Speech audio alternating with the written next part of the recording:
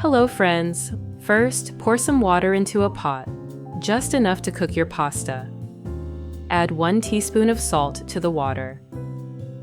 Stir it well until the salt dissolves.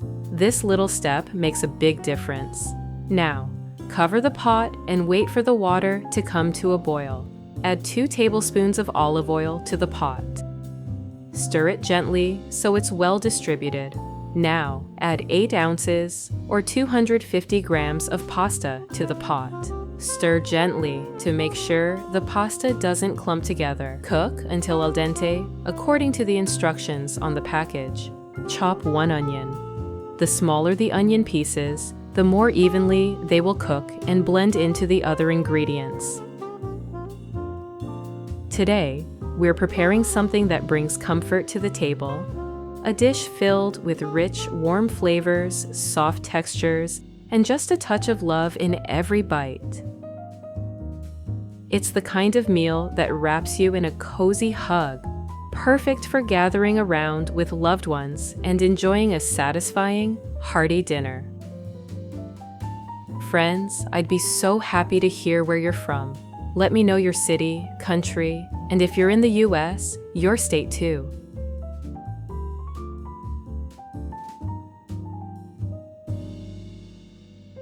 If something is unclear in the recipe, just leave a comment, and I'll answer as soon as possible.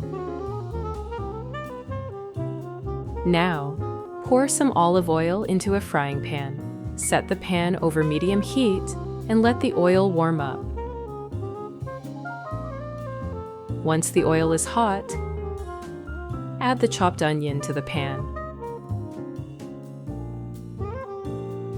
Sauté the onion for about 5 minutes, stirring occasionally.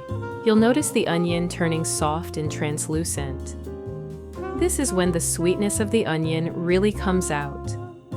While the onion is cooking, grate 2 cloves of garlic on a mini grater. Liking this video would be appreciated. It's a great way to show your support.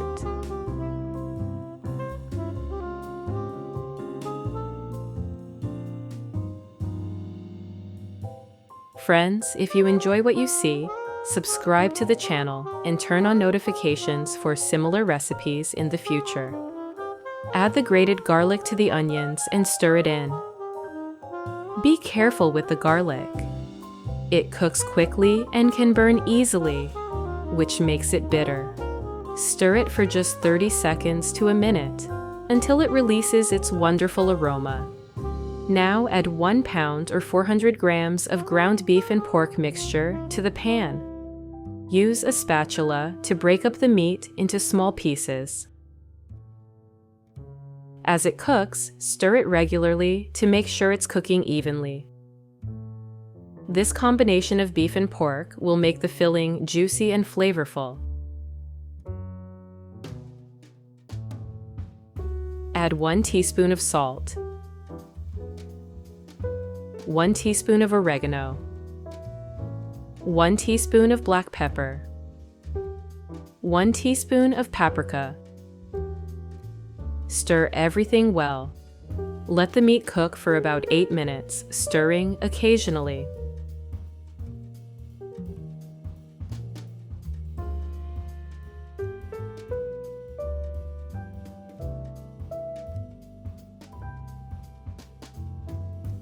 Once the meat is cooked, remove it from the heat. Check the pasta for doneness. It should be ready by now. If so, remove it from the heat. Now it's time to assemble the casserole. Pour a little olive oil into a baking dish.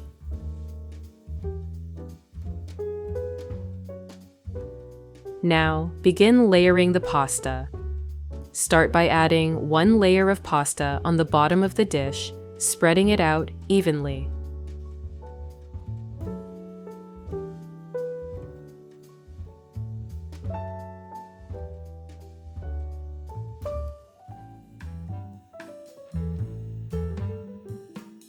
On top of that, add 1 layer of the ground beef and pork mixture.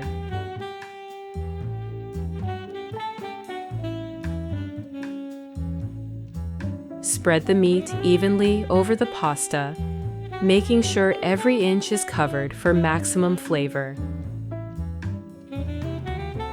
Then, add one more layer of pasta, ensuring the layers are neat and even.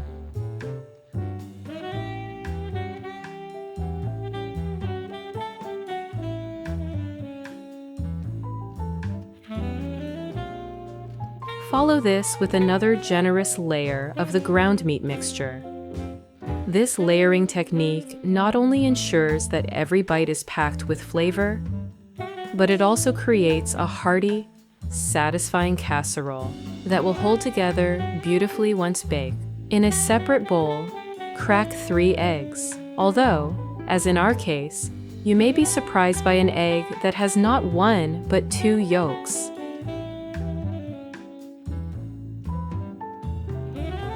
Add 1 ounce or 30 grams of sour cream, 1 ounce or 30 grams of mayonnaise. Whisk it all together until smooth. This creamy mixture will bind the casserole layers together and add richness. Be sure to whisk well so that everything is evenly combined.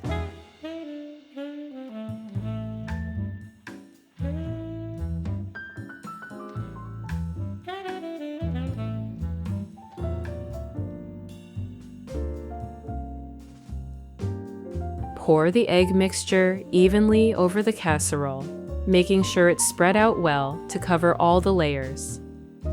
This step helps everything bake together smoothly, so you get those perfect tender bites in every forkful. Now, grate 7 ounces or 200 grams of soft cheese.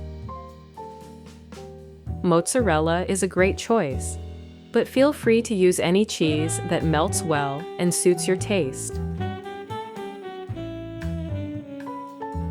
Once it's grated, sprinkle the cheese evenly over the casserole. As it bakes, the cheese will melt into the layers, making every bite even more irresistible. Place the casserole in a preheated oven at 350 degrees Fahrenheit or 180 degrees Celsius for about 25 minutes. Let's prepare the salad. Place 2 handfuls or about 60 grams of fresh arugula in a salad bowl. Cut 8 to 12 cherry tomatoes in half, taking care to slice through them gently. The sweet, juicy tomatoes not only bring a burst of vibrant color to your dish, but they also add a fresh, tangy flavor that balances out the richness of the casserole. Plus, they're a perfect match for the peppery arugula, creating a delightful contrast that enhances every bite. Add them to the salad bowl.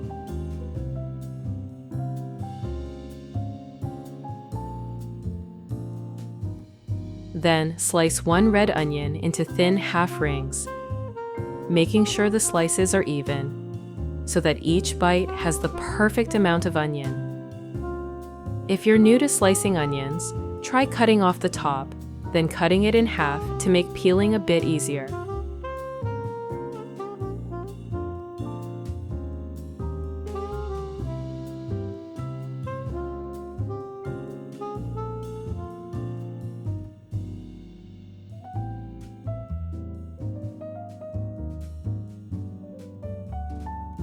Once it's sliced, place the onion in another bowl.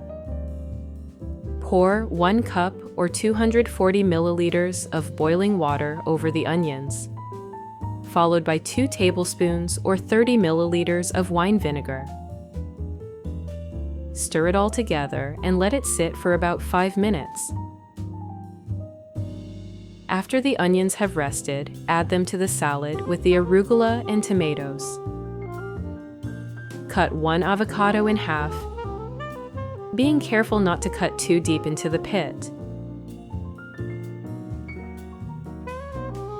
To remove it, gently tap the pit with the edge of your knife and twist it should pop right out. Once you have the avocado halves, cut them into bite-sized pieces, making sure to slice evenly to get that perfect texture.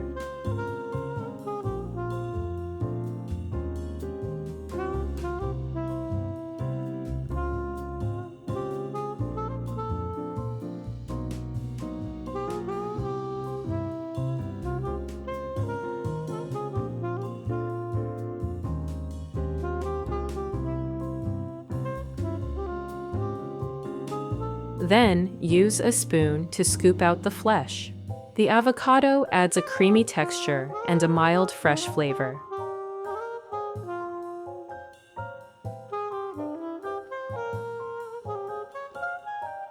Then, with your hands, tear the mozzarella cheese into small pieces into the salad.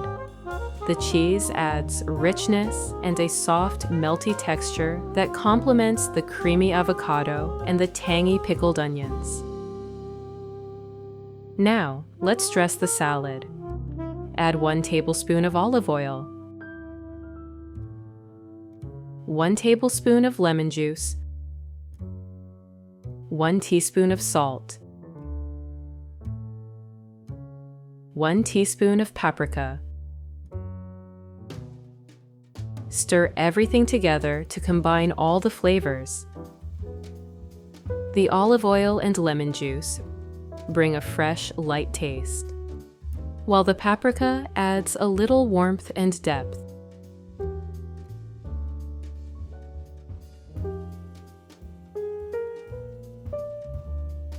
By now, your casserole should be done. Carefully remove it from the oven. Slice the casserole into portions, making sure each slice has a bit of everything. The layers of pasta, meat, cheese, and all those delicious flavors. The casserole will hold its shape, and the beautiful golden crust will give way to a comforting, hearty interior.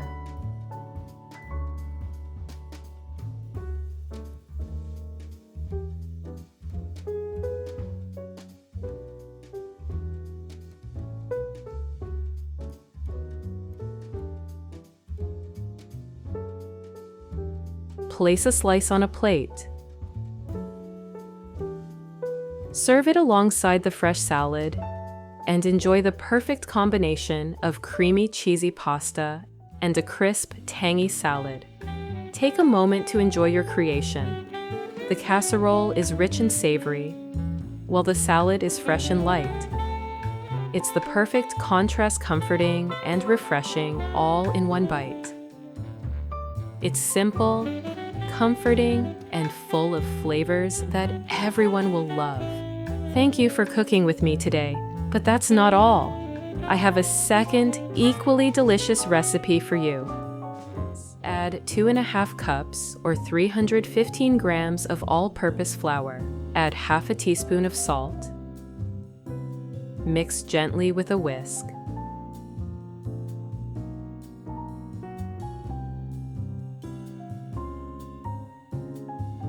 Add 1 tablespoon of sugar.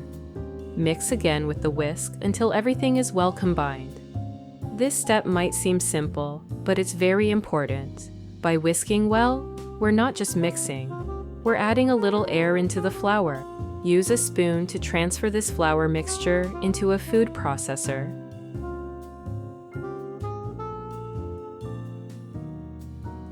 Now, take 2 sticks or 225 grams of cold unsalted butter. Cut the butter into small cubes. Cold butter is the secret to a flaky crust. When we keep it cold and cut it into small pieces, it stays solid in the dough. Then, in the oven, those little pieces melt and create tiny pockets of steam. And that's what gives us those beautiful, tender layers.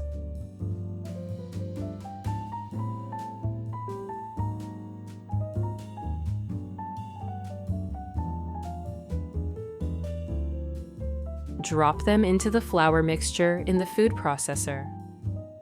Pulse gently until the mixture looks crumbly. You should still see little pieces of butter, about the size of peas. That's exactly what we want. These butter bits give our crust a flaky texture.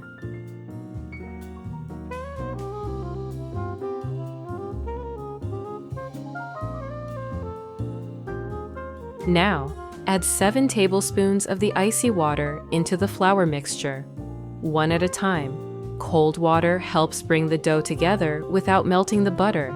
That's how we keep the crust flaky and tender. Pulse again until the dough begins to come together.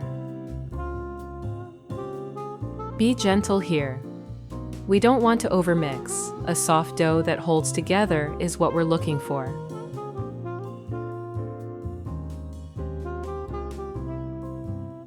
Once the dough comes together in the food processor, turn it out onto the counter or a clean surface. If it still falls apart when you pinch it, add more cold water, just 1 teaspoon at a time. Gently press the dough together with your hands. Don't knead it. We want to keep the butter cold and avoid developing too much gluten, so the crust stays tender and flaky.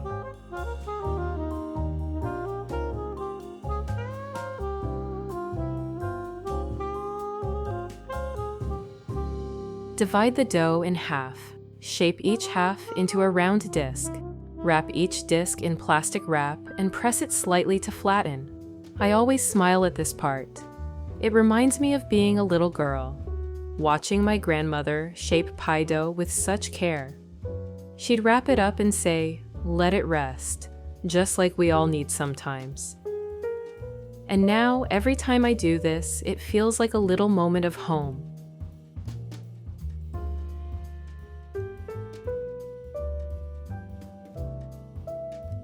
Place them in the refrigerator for at least 1 hour. This helps the dough relax and stay firm for rolling. Now, let's prepare the chicken. Take 1 whole chicken and place it in a roasting dish. Carefully lift the skin near the breast. I remember watching my mom do this so gently, like it was the most delicate part of the whole meal. Slide in 2/4 of stick or 30 grams each of butter. When my mom was doing the same, she always said, "A little butter under the skin makes all the difference." This keeps the meat moist as it cooks. Cut 1 lemon in half. Tuck 1/2 into the cavity of the chicken. The lemon adds gentle acidity and keeps the inside juicy as it roasts. Place the whole garlic head inside the chicken. Add 2 sprigs of fresh rosemary as well. Rosemary gives a warm, earthy aroma that makes the whole kitchen smell like home. Together, these simple ingredients turn an everyday roast into something really special. Next, in a small bowl, mix 4 tablespoons of mayonnaise. Mayonnaise might surprise you here, but it helps the skin turn golden and crisp while keeping the meat tender underneath. 2 teaspoons of salt. 1 teaspoon of black pepper.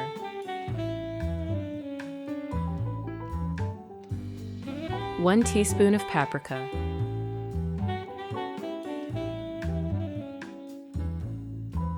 Grate 3 cloves of garlic on a mini grater.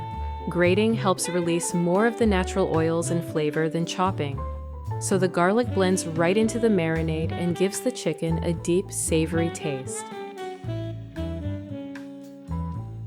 Friends, if you like my content, don't forget to subscribe to the channel and turn on notifications for more recipes like this.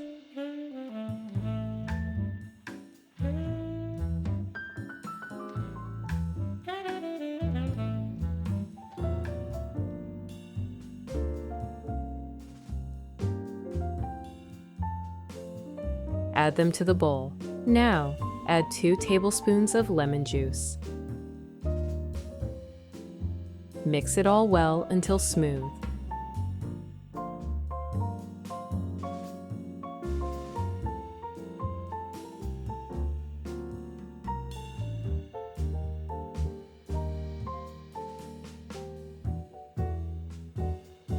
Use a brush to spread this mixture over the entire chicken.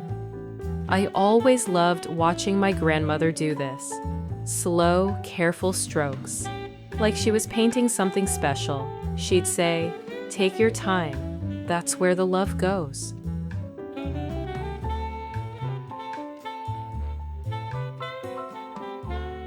Place the chicken in a preheated oven at 360 degrees Fahrenheit or 180 degrees Celsius. Roast for 1 hour until golden brown and juicy. Then, in a large frying pan, add 1/4 of a stick or 30 grams of butter and melt it over medium heat. The butter adds a rich base that brings all the vegetables together with a warm, creamy flavor.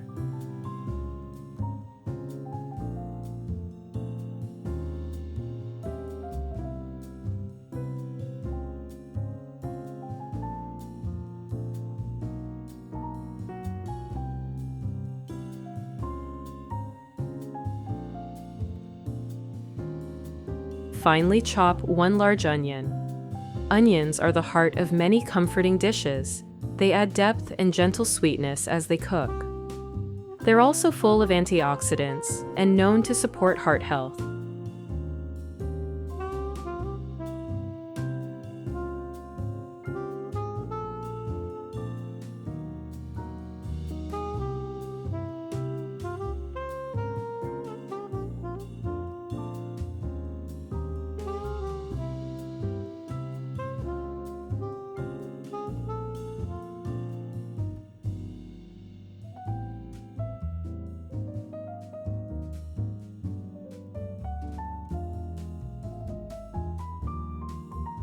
Add it to the pan and cook for 2 to 3 minutes until it starts to soften and release its aroma.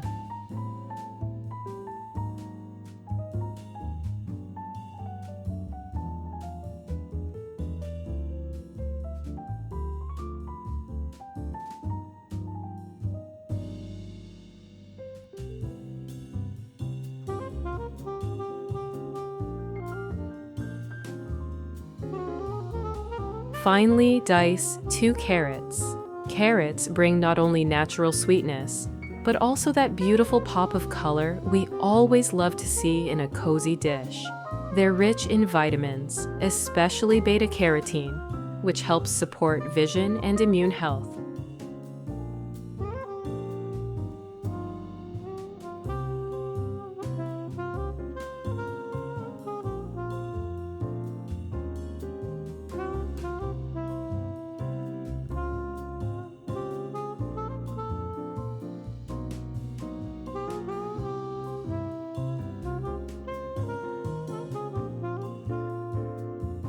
Add them to the onion and sauté together for about 5 to 7 minutes, stirring gently so everything cooks evenly.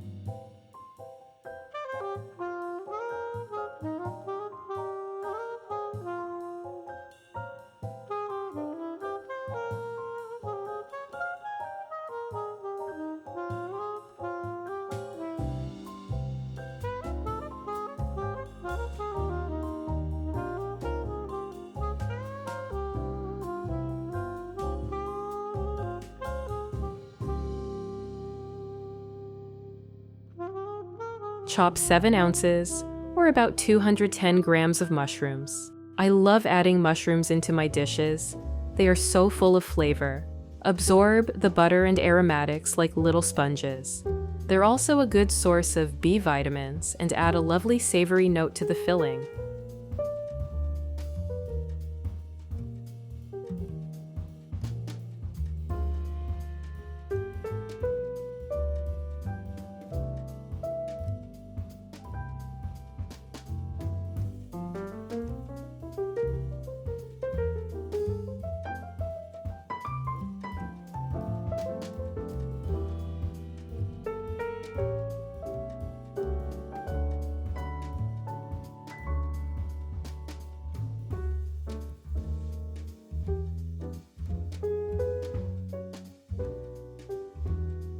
Add them to the pan, stir well, and cook until they soften and release their juices.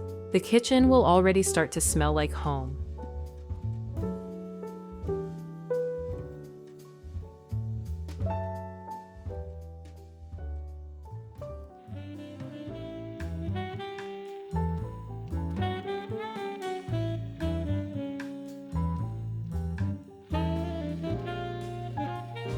Grate 3 cloves of garlic on a mini grater.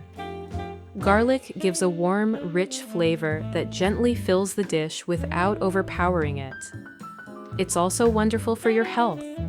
known for supporting the immune system and circulation.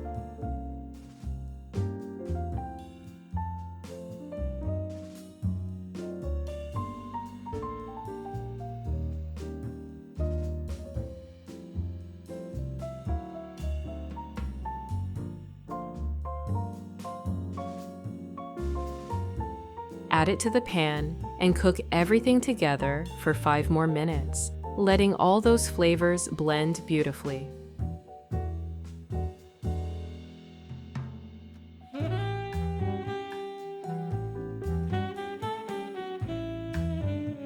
Now add 6 tablespoons of all-purpose flour.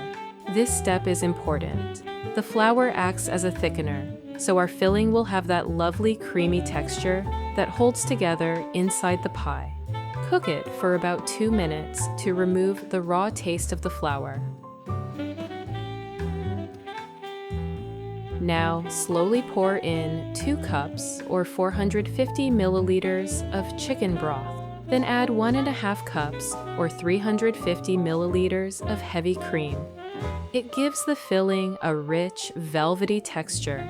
Stir constantly to keep the sauce smooth and silky. This helps everything blend without lumps. Now add 2 teaspoons of salt, 1 teaspoon of black pepper. Stir well. Then reduce the heat to low and let the sauce stay warm while we finish the chicken.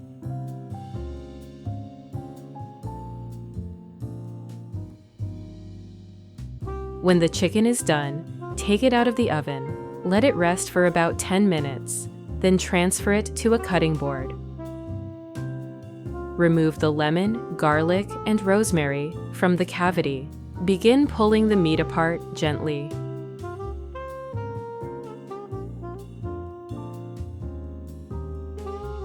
Keep the chicken pieces bite-sized. You'll need about 2 cups or 300 grams of shredded chicken.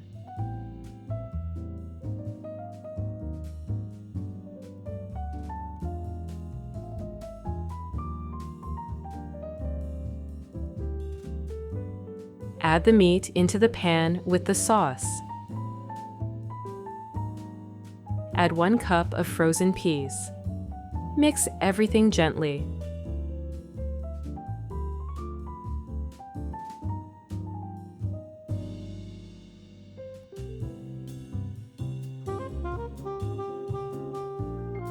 Now finely chop 1 bunch of fresh parsley.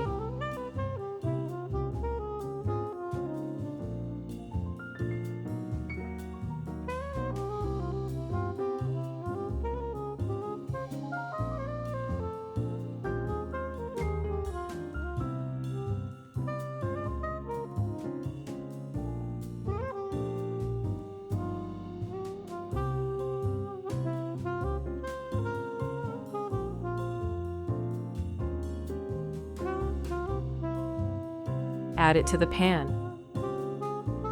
Add 1 tablespoon of sesame seeds. This is my little secret ingredient for a special touch. Stir everything together and cook for another 2 to 3 minutes, then turn off the heat.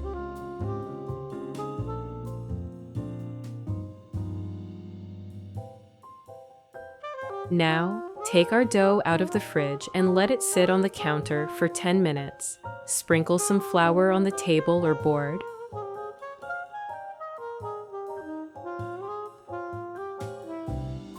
Roll out the first disc into a circle. As you roll, start from the center and work outward evenly. Try not to press too hard. Gentle pressure keeps the layers delicate and the butter from melting.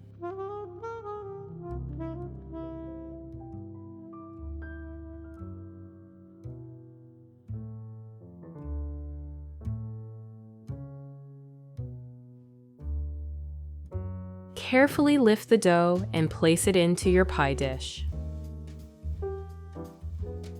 Spoon the filling into the crust. Take your time here. Making sure the filling is level helps the top crust sit nicely and bake evenly. Spread it out evenly, and as you spread it, You'll see all the colors and textures come together. Soft vegetables, tender chicken, creamy sauce. Lightly flour your work surface to keep the dough from sticking. Now roll out the second dough disc. I always remember watching my grandmother do this. She would hum softly as she rolled, and the kitchen felt calm and warm. That quiet rhythm made everything taste better somehow.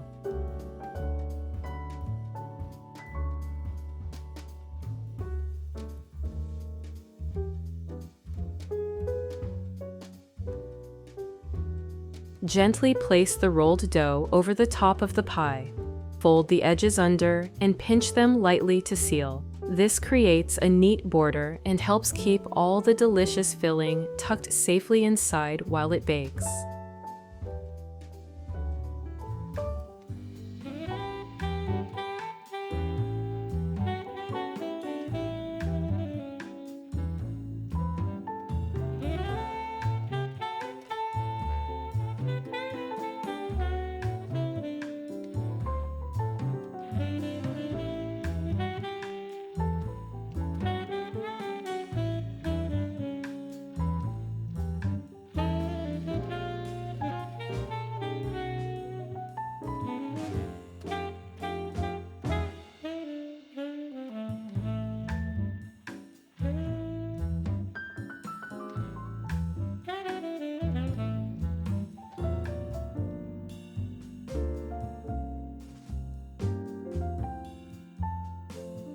Make a few small slits on top to let steam escape while baking.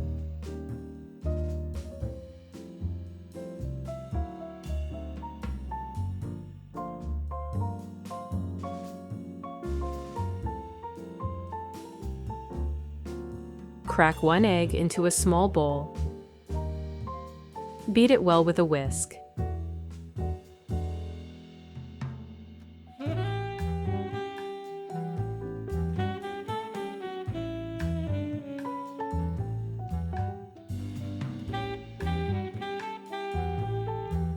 Use a brush to coat the top crust with the egg wash.